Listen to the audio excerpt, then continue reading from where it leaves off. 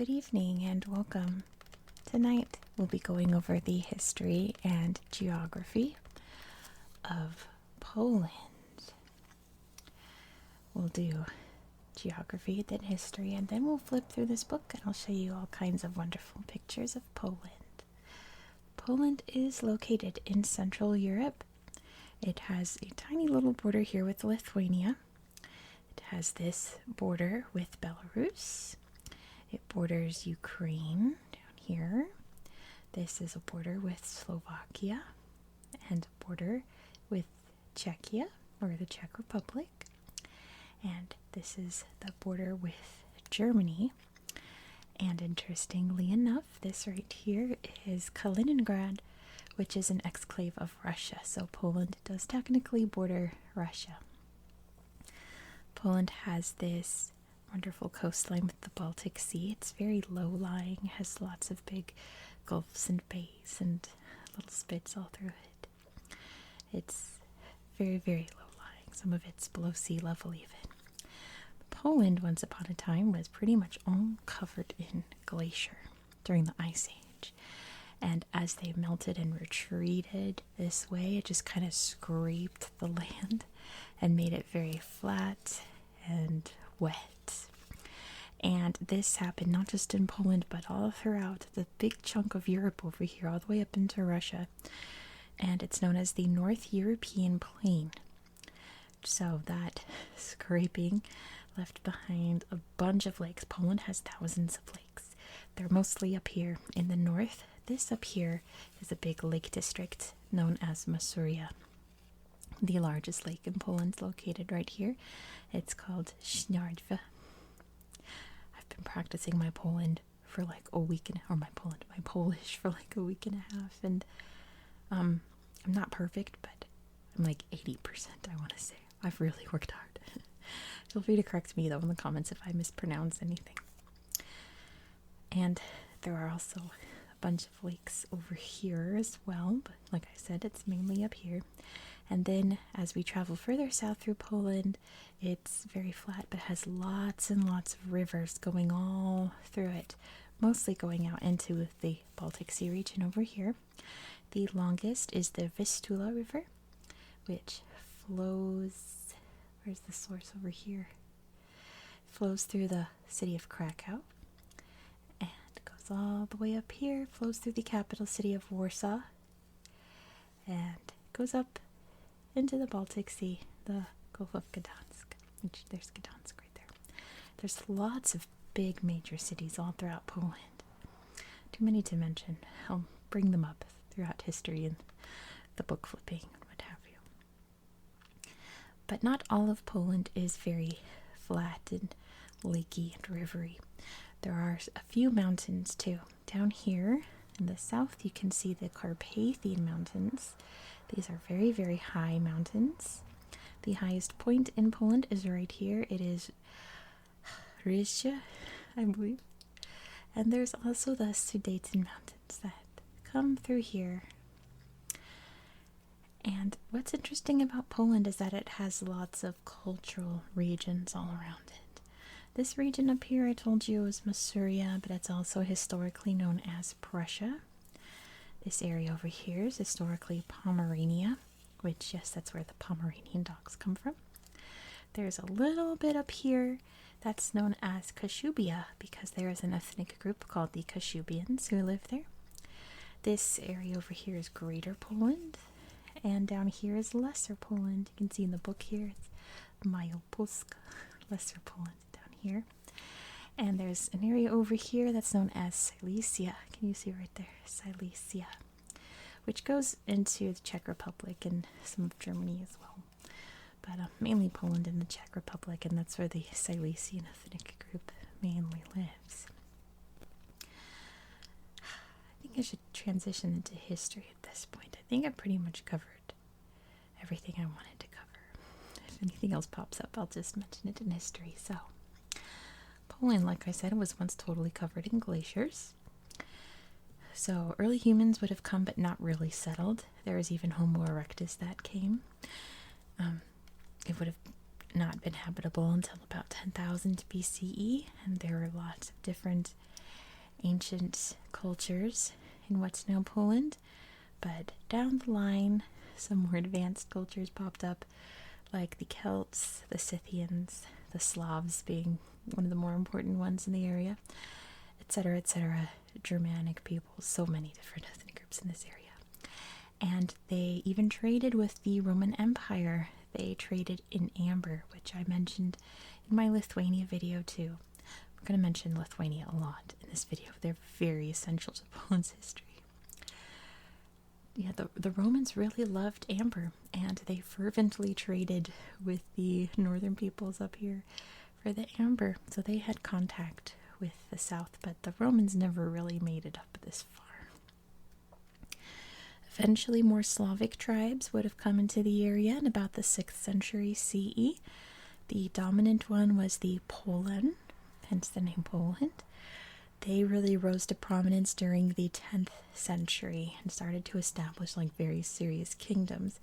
The first, most important one, I suppose, would be Mieszko I. In 966, he converted to Christianity, and in the year 1000, Poland became officially part of the Holy Roman Empire. It became a thing. Mieszko's son, who was the king at the time, became like the official king, is recognized by the Holy Roman Emperor and thus the Pope, and thus it became a Catholic country. And there were a really interesting lineage of kings all throughout. Some were very good, some not so much, but pretty much all of them contributed in some way to the advancement of the cultural aspect of Poland. But there were lots of pagans in the area that they were fervently trying to convert. They would fight back, and that was a mess. So in 1226, the king asked the Teutonic Knights over in Germany if they could come, help out, fight back against these pagans, and convert them. Big mistake. You don't ask the Teutonic Knights to come into your backyard because they will ransack your whole house. They certainly helped with the pagans, but they also fought back against everyone else, established big castles, and claimed territory all throughout this coastal region, and really tried to take over. They were very aggressive knights. There were also Mongol invasions at this time, in the 1200s. They came through a bunch of different times and did what the Mongols did best, destroyed everything in their path and left with all the riches. So once the rebuilding process needed to be done, a lot of architects and engineers all throughout Europe, mainly like Germany and this region over here, were invited to settle and help rebuild everything. And it led to a really big, really diverse cultural boom, and not just like different cultures and ethnicities, but also different religions. This was around the time that many Jewish people started moving into Poland, because there is actually a lot of religious tolerance in Poland, starting around now and going through about like the late 1700s. They were very religiously tolerant for a Catholic nation. Not many countries were like that. I'm looking at you, Spain. So the population really started to get really diverse at this point, and Poland really started to blossom. And then it really started to blossom in 1386. The Polish queen, Jadwiga, who was, it was kind of debatable. There was like a mini war of succession because she's a girl, you know. They had to crown her king because they didn't have rules for queens. But anyway, she got married to the Grand Duke of Lithuania, Jogaila, and thus formed a connection with Poland and Lithuania, which would last for many, many, many, many years. The families would intermarry all the time to sort of link that lineage, and it was a very strong bond at this time in history. And it was this union of armies that finally defeated the Teutonic Knights at the Battle of Grunwald in 1410. And they also helped out because they got invaded by a lot of people throughout history, like so many people. The Ottomans came up during this time. You know, they were racing through Eastern Europe, didn't get through to Poland. The Tatars from Crimea and what's now Ukraine came up and beat them back. That is now apparently a holiday, celebrating that. and the Russians, of course, were plowing through, and the Polish armies and Lithuanian armies were fighting them back. And then in 1493, Poland formed a parliament, like a bicameral one, with the Sejm and the Senate. So kind of like the, like, what's it called? Like the, I guess in America it'd be like the Congress and the Senate. The Sejm is, I believe they still call it the Sejm in Poland, right? It's still pretty much there. And it was around this era of Poland's golden age of learning. Their universities built that are still around today, some of the very oldest in Europe. There was advances in science, advances in architecture, all those things that happened during a country's golden age, right? Lasted for quite a while. Poland really held strong, and then it became even stronger in 1569 when Poland and Lithuania signed the Union of Lublin to kind of marry the two countries together finally after their very long relationship. And they created the Polish-Lithuanian Commonwealth. A very interesting time period. It became the largest country in Europe for its time. They did a lot of expanding out. They also elected their monarchs at this point. They didn't get chosen by lineage. They were elected by the Sejm. And they fought so many wars with all the neighbors as they expanded, in particular Russia, but many others. It was quite a to-do. Anyway, that strong, mighty Poland that was so strong and mighty for so many years started to fall apart. In 1764, they elected a new king. He was apparently lovers with the Empress of Russia and was like, hey, we should be peaceful with our neighbors and not war with them. And people were very worried about this because it kind of sounded like they were creating a doormat for Russia to come in, right? So a rebellion sparked up, and in that moment of weakness, the neighbors around Poland took that opportunity to pounce and start taking over chunks of land in what's known as the First Partition. It happened in 1772. So Prussia came in, and Austria came in, and Russia came in and started gobbling up the sides of the country.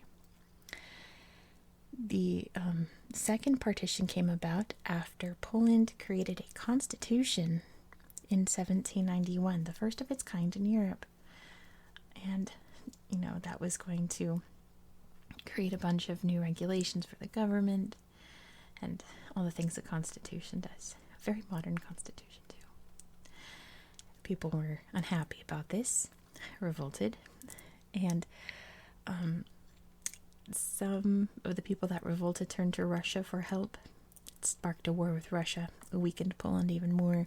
Second partition, Prussia, Austria, and Russia come in, gobble up even more land. And then the full partition happened in 1795, where Poland was wiped off the map. It did not exist anymore. The king abdicated. All that was left was Krakow, was its own individual city. This had been the capital for the longest time, and it's where all the kings lived in Wawel Castle. So that was all that was left of Poland. There was no Poland at this point. There were a lot of Polish uprisings against all of these new powers that came in and gobbled up the land. One of the more famous ones was in 1794, and it was led by Tadeusz Kościuszko. He actually fought in the American Revolution. He was apparently besties with Thomas Jefferson. So using that, he tried to lead a revolution in Poland that failed. Once Napoleon became a thing, a lot of Poles sided with Napoleon so that he could come and take over, and he promised to give them Poland back, but that obviously didn't work out in the end. And another famous one was in 1830, the November Uprising, which was led by army cadets. There were so many. There's way more that I could mention, but those are kind of more of the famous ones, you know. But the Polish people never really gave up. And this really led to a lot of, like, cultural, not revival, but like a determination to keep their culture alive, not wanting other countries to remove their Polish heritage from them. So eventually, World War I happens. The Polish people obviously have to fight against the Allies because they're part of Prussia and Austria, and they lose. So during the Treaty of Versailles, when all the Allies got together to figure out what to do, they thought, you know what, let's give Poland back to the Polish. So in 1918, they declared themselves independent. I believe by 1919 it was like official. And Poland became a thing. They had their own government to wiggle out. There was a brief war with the Soviets in 1920 because the Soviets were like that. And it was, a new government, very shaky. And there was a coup actually in 1926 led by Józef Piłsudski. And he was the first president or prime minister. I can't remember. I apologize. He was the first leader of Poland, basically. And he was, voted out in the next election, and he launched a coup. But not because he lost. It was because there was a concern about radical political parties that were springing up and gaining power. Radical in that they were very, racist and all that. Kind of a fad happening in this part of Europe. Lots of fascists coming to power. But Piłsudski died in 1935, which left everything in sort of a chaos.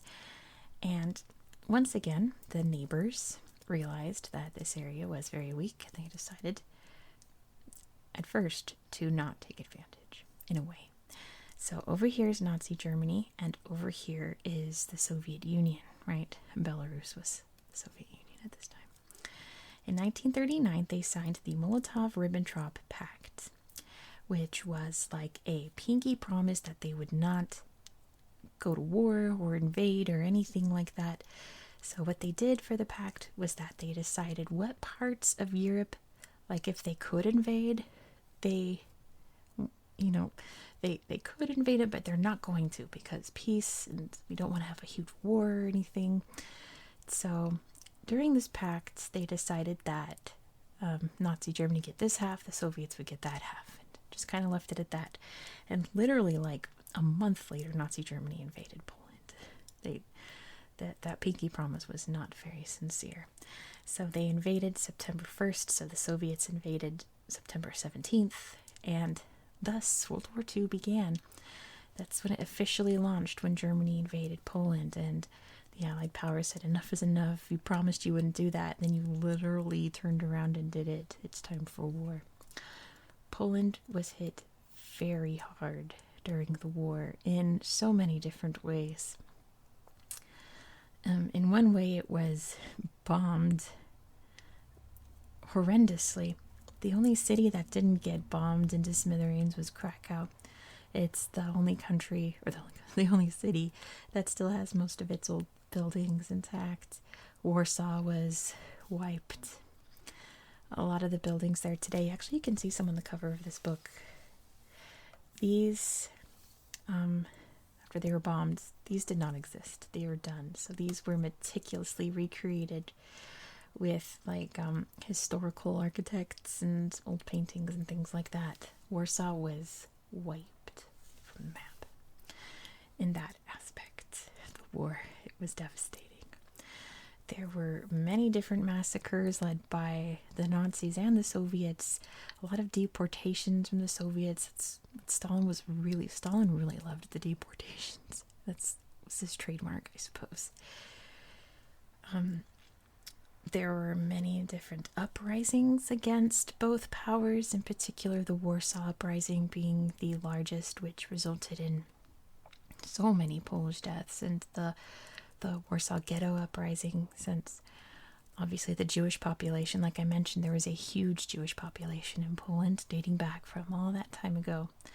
There was a massive ghetto built in Warsaw to contain the Jews before they could be shipped off to concentration camps, death camps. And they had a huge revolt. It ended very badly for them. It's really sad. And then on that front, the Holocaust really was front and center in Poland. The Auschwitz death camp was built in Poland. Many other notorious death camps were built in Poland. So all in all, about 6 million Poles died during World War II. Not just in combat, it was mostly civilian deaths, very, very sadly. And of those 6 million, 3 million of them were Jews. It's devastating. But anyway, Nazi Germany's defeated. The Soviets come in. There was a huge battle in Warsaw. And the Soviets take over because they did on their way to Germany, right? So once the war was over, the Soviets were like, cool, this is our land now, and we're gonna help you oversee your elections. So basically they installed a full-on communist government.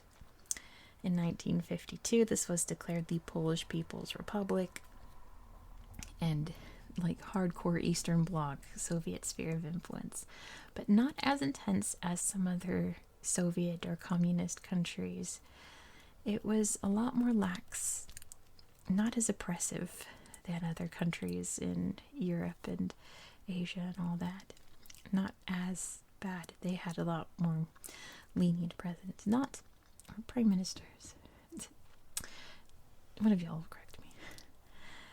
It was a lot more lenient. They had gentler leaders, I suppose. I mean, they did just go through a really rough time. So anyway. But in 1980, a labor movement sprung up that was known as Solidarity, fighting for workers' rights. It was led by a man named Lech Walesa, I believe. And he actually got elected president in 1990. I wrote that down in my notes. So president, haha. And that pretty much led to the collapse of communism in Poland. I mean, the Soviet Union collapsed not long after that. And Poland picked itself up by its bootstraps and started to become a more capitalist market economy country. And once it picked up in the mid-1990s, it really exploded and has had a very flourishing economy ever since. It's a very prosperous country. They joined NATO in 1999. They joined the EU in 2004, and they are part of the Schengen area. They joined that in 2007, which basically means that it's an open border for any European Union country. Anyone can just come on in if you're part of the European Union.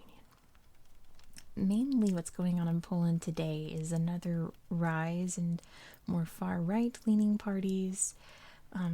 They're kind of becoming more prominent, which is happening in a lot of countries around the world right now.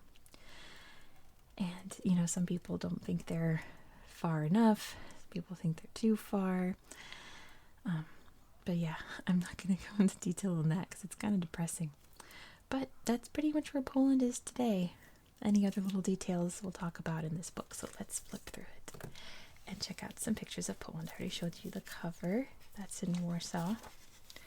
Oh, speaking of, here it is again with the little horsey carriage. Oh, cool. That's pretty neat. Let's see what we have here. People enjoying the nice day. There's a political map of Poland and an old photograph from the Soviets entering Warsaw during World War II.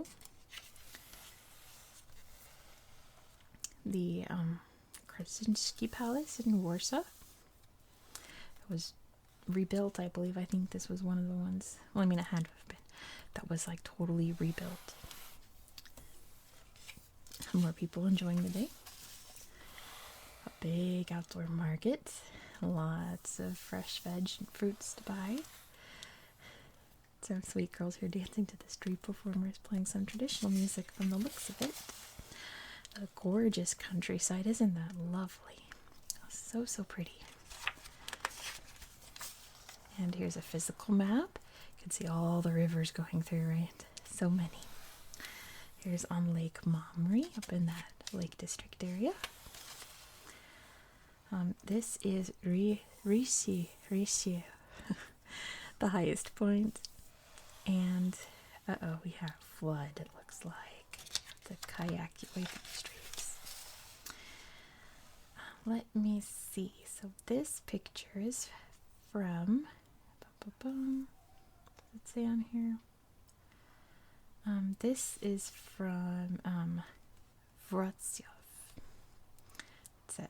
But where is this from? I'm trying to read the thing here to see where this picture is from, but I can't find it. Oh, it's Krakow, obviously. Look at the old building. Pretty neat. There's a dog barking outside. I'm sorry if you could hear that. I'm cutting out the worst of it. But anyway, it's a rainy day. We've got, oh, it's gorgeous. This is the Tuyayet River. I think I butchered that. And the Karkonoche. There's no diacritics in this book, which is really upsetting. That would really help me out. This national park that has some really bizarre rock formations in it. A little roe deer. Very sweet. This is a green sandpiper. And let's see, this is an aquatic warbler. Cute. And this is a white-tailed eagle. And a pike. And this is the European bison, a very endangered animal. The largest population of them are in Poland. The Krakow Zoo, there's one sweet elephant. And there's a snake down here. So if you are very sensitive to snakes, just watch out for a second. But this is a grass snake. And are they venomous? I'm not sure. I don't think they are. Pretty sure most grass snakes aren't, but it's really pretty. Okay, snake is gone. Beautiful forest here. And very lovely poppies. And this is, I can say it now, I think, Białowieża. I think. A very, very primeval forest, it's known as. Basically an untouched forest that hasn't been logged, most of it, or some of it at least. There's a sweet little red fox. We've got some Neanderthals here building some spears. This is Mieszko the First. Looks very determined. Casimir the First, another king during this dynasty. I didn't mention the names of the dynasties. They were the Piastian at this point. And then the next ones would be the Jagiellonian. So let's see. The white is present day Poland. So the orange here is what Poland looked like in 990 when Mieszko the First was king. And then his son, Bolesław the First, expanded the territory this far out. And this is the Battle of Tannenberg against the Teutonic Knights. I think that was the battle I should have mentioned anyway.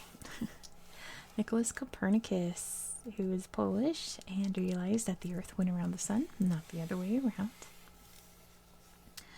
Let's see, Polish troops. Oh, this was during a little period when the Commonwealth, the Polish-Lithuanian Commonwealth, decided to invade Russia, and they occupied Moscow for a minute.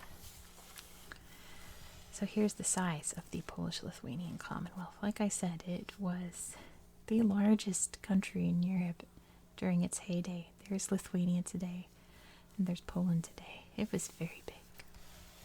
Here is Tadeusz Kościuszko, and this is a mound in memory of him. I guess this is what he asked to be created for him after he died. Just a big mound with crosses on top. Okay.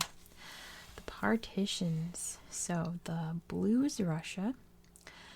The orange is Prussia. The green is Austria. So you can see as it gets darker, those are the various partitions gobbling up what was left of Poland. There's Marie Curie, another very famous Polish scientist. And there's some guy here, I don't know who that is, but he's sending some troops off to Poland. And this would be the Auschwitz concentration camp.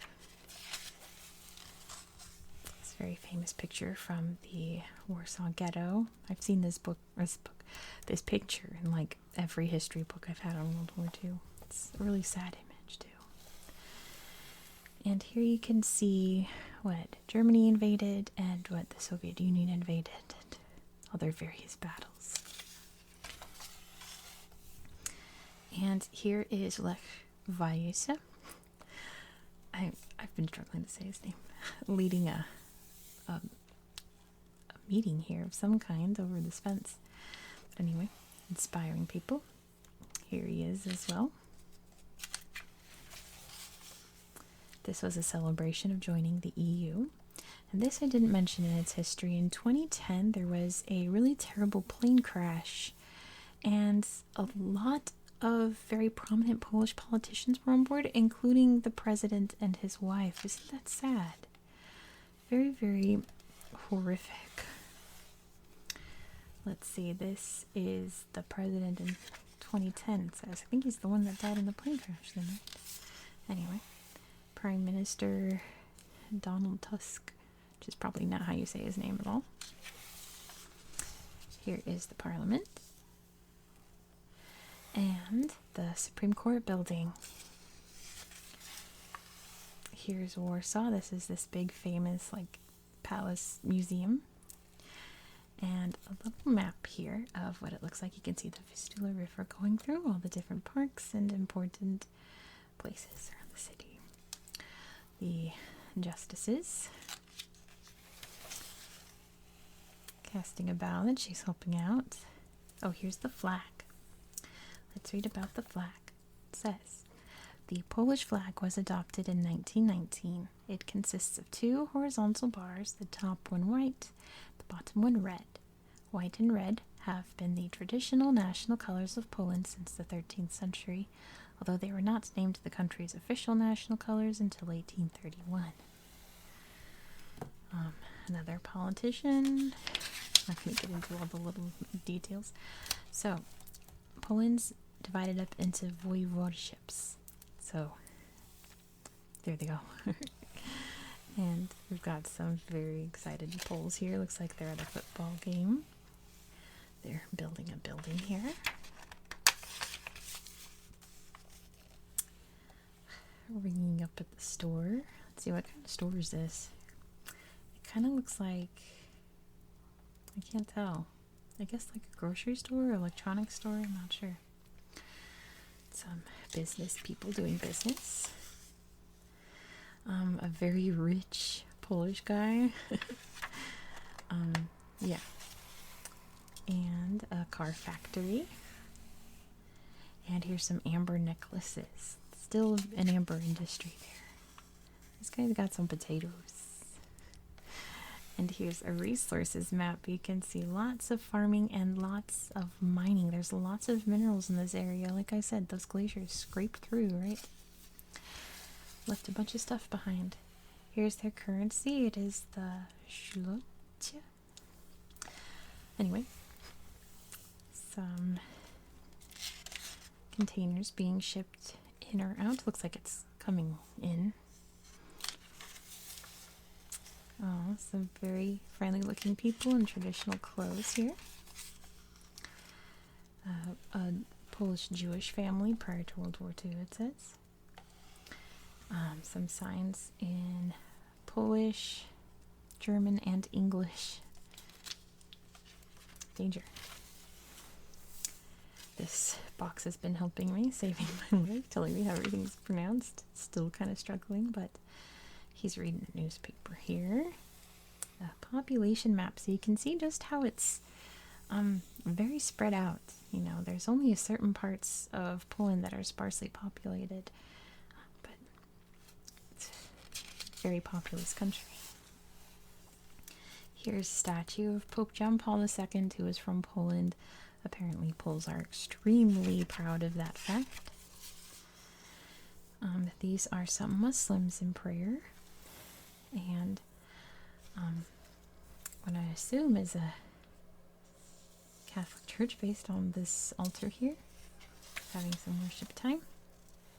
And here's Pope John Paul II, and there he is in his younger times. And some children who just made their first communion, it says. And they're praying before dinner, another Catholic tradition, and everything's all done up for Christmas. Oh boy, let's see. Blessing some food that was brought to the church over Easter. Interesting. And this is from one of their more interesting little festival holidays called the Dingus Festival, I believe. It's a lot of splashing water on people. The Basilica of Our Lady of Lechen. I'm still uncertain about the Polish, but that is a very beautiful church. Look at those columns. My goodness. This is a very famous painting known as the Black Madonna. I'm going to have a culture video for you guys, and we'll talk in depth about this painting and all the things that it's been through. It's been through so much. And they're honoring their loved ones here on All Saints' Day. Oh my, some acrobats. I thought she was bouncing on his face for a second, but she's on his shoulder. The dragon. So, Krakow is named after a guy that slayed a dragon named Krakus. And so there's a dragon statue that breathes fire in Krakow. Let's see, a famous author, Vladislav Raymond, and Nobel laureate. Let me try. It's Wisława Szymborska, and another famous director, filmmaker, I suppose. Another filmmaker, Agnieszka Holland, and Arthur Rubinstein, composer, and Tomasz Stanko, jazz player, at the National Museum of Krakow, looking at some art there, some kind. Some modern sculptures here. That's really interesting. It kind of says a lot. Really interesting. Some speedway racing. Basketball. Let's see. That's Marcin Gortat playing for the Phoenix Suns. And a famous skier, Justyna Kowalczyk. Enjoying the day out on the town. This is in Lublin. And some college students in Wrocław. Wrocław, there we go. This dude's riding his bike. Working hard in school. Looks like she probably just did some work on the chalkboard and she's very proud of it. And kicking around a little soccer ball there. My grandma making some food. Yum yum. Some kielbasas being cooked. Yum yum yum yum yum. There's some kielbasa soup. Sounds delicious right now. And some pierogies. Marching band for Constitution Day. And celebrating Independence Day also. Nope, that's the end. Oh, that went by fast. Anyway, that's the end of our video for tonight. So thank you so much for watching. Like I said, I'm going to have another Polish video for you and a whisper video as well. So be sure to subscribe so you don't miss out. Thank you so much for watching. I do hope that you found this video relaxing and educational. And I hope that you have a very good